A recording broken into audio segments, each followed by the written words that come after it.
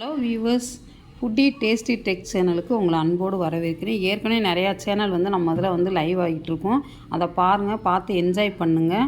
Enjoy பண்ணிவிட்டு like பண்ணுங்கள், share பண்ணுங்கள், சப்ஸ்கிரைப் பண்ணுங்கள். இன்றைக்கி நம்ம என்ன சொல்ல போகிறேன், வாழைப்பூவை பற்றி சொல்ல போகிறேங்க. நீங்கள் இங்கே பாருங்கள், வாழைப்பூ எப்படி இங்கே பாருங்களேன், விரிஞ்சிருக்கா.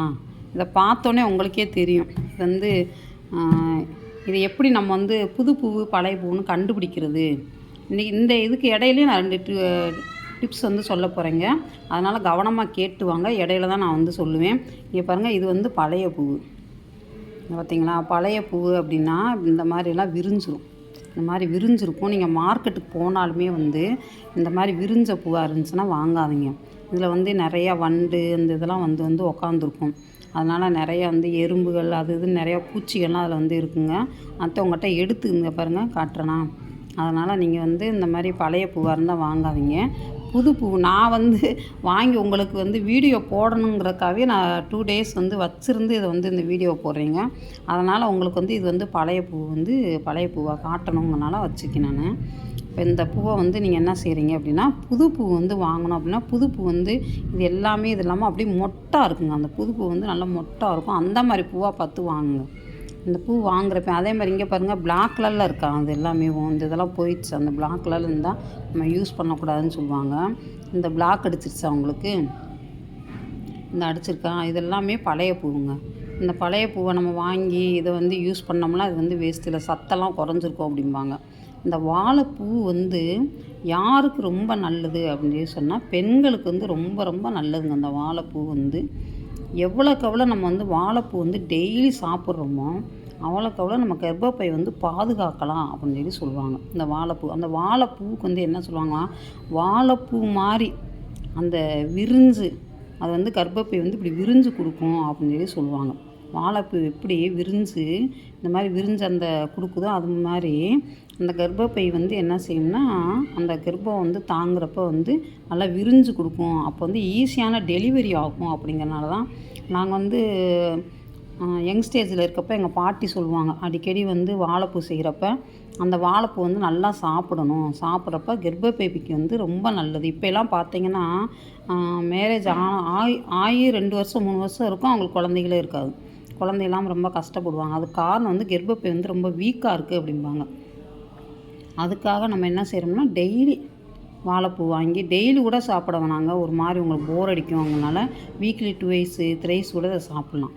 இதை சாப்பிட்றத விட ஒன்று உங்களுக்கு ஒரு சீக்ரெட் சொல்கிறேன், எதை சாப்பிடணும் அப்படின்ட்டு.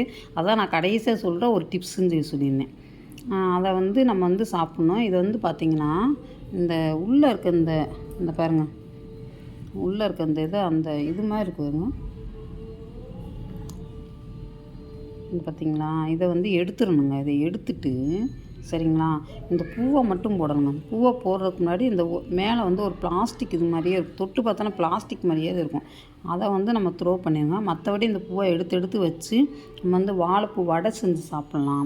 ஏன்னா வாழைப்பூ பொரியல், வடையை விட பொரியல் சாப்பிட்டா ரொம்ப ரொம்ப நல்லது அப்படின்னு இருக்காங்க. இந்த கர்ப்பப்பைக்கு எது செய்யணும்.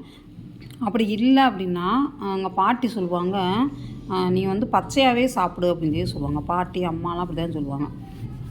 கர்ப்பப்பைக்கு ரொம்ப நல்லது, பச்சையாக சாப்பிட்டிங்கன்னா ரொம்ப ரொம்ப நல்லது. அதே மாதிரிங்க இது பொரிச்சு கொடுப்பாங்க, அவ்வளோ டேஸ்ட்டாக இருக்குங்க. இதை இந்த டிப்ஸை நீங்கள் ஃபாலோ பண்ணுங்களேன். இது எப்படி இருக்கும் அப்படின்னு நான் சொல்கிறேன். இந்த வாழைப்பூ பொரியல் நல்லா ரொம்ப பொடிசாக நறுக்கி அதில் அந்த வெங்காயம் இதெல்லாம் போட்டு கொடுப்பாங்க. அப்படியே அதாவது வெந்திருக்கும், வேகாமையும் இருக்கும். சாலட் மாதிரி கொடுப்பாங்கன்னு வச்சுக்கோங்களேன். அதில் சின்ன வெங்காயம் இந்த லைட்டாக நல்லா ரொம்ப பொடிசாக அறுத்து லைட்டாக மிளகு பொடி பெப்பர் அதில் தூவி சரிங்களா, அப்படியே அதை என்ன செய்வாங்க, தேங்காய் சில லைட்டாக கிரேட் பண்ணி அப்படியே அது மேலே போட்டு அதை கொடுப்பாங்க. தேங்காய் சில் நம்ம எதுக்கு கொடுக்குறாங்கன்னா, அது உடம்புக்கு பலம். அது ஆயில் ஐட்டம் நிறையா கண்டென்ட் இருக்கிறதுனால அது நல்லதுங்கனால அதையும் சேர்த்து கொடுப்பாங்க. பயங்கர டேஸ்ட்டாக இருக்கும். நீங்கள் வாழைப்பூ வடையாகவும் சாப்பிட்டுக்கலாம், இல்லை இப்படியும் சாப்பிட்லாம். சரி, ரைட்டு.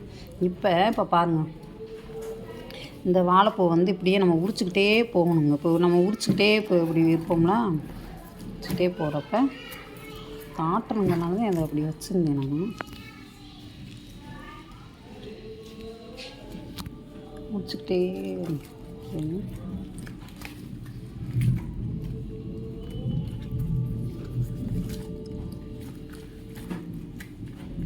பாருங்கள் பூ பூவாக வருதா, பெருசு பெருசாகும். இந்த மாதிரி உள்ளே போய்கிட்டே இருக்கும். இந்த மாதிரி வந்து பூ பூவாக அப்படி போய்கிட்டே இருக்குங்களா. அப்படி போய் இந்த பார்த்திங்களா அந்த கூம்பு மாதிரி இருக்கா, அதை சாப்பிடுங்க. அது வந்து நல்லா துவப்பாக இருக்குங்க. துவப்பாக இருக்கிறத நம்ம சாப்பிட வயிற்றுல இருக்க சின்ன சின்ன கிருமிகள்லாம் போயிடும் அப்படிங்கிறாங்க. அந்த கிருமிகள்லாம் போயிடுச்சுனாவே கர்ப்பம் தாங்கும். அப்போ கர்ப்பப்பை வந்து நல்லா பலப்படும் அப்படிம்பாங்க. இது வந்து பெண்கள் வந்து முக்கியமாக அதை வந்து சாப்பிடணுங்க. அதை மேரேஜ் ஆகிறதுக்கு முன்னாடியே சாப்பிட்டுருந்தாங்கன்னா குழந்தை இல்லை அப்படிங்கிற பிரச்சனை வந்து இதை வந்து தீர்ந்துருங்க. இந்த சேனல் பிடிச்சிருந்துச்சுன்னா கண்டிப்பாக பிடிச்சிருக்கும். லைக் பண்ணுங்கள், ஷேர் பண்ணுங்கள், சப்ஸ்கிரைப் பண்ணுங்கள். Okay, thank you, bye bye, see you.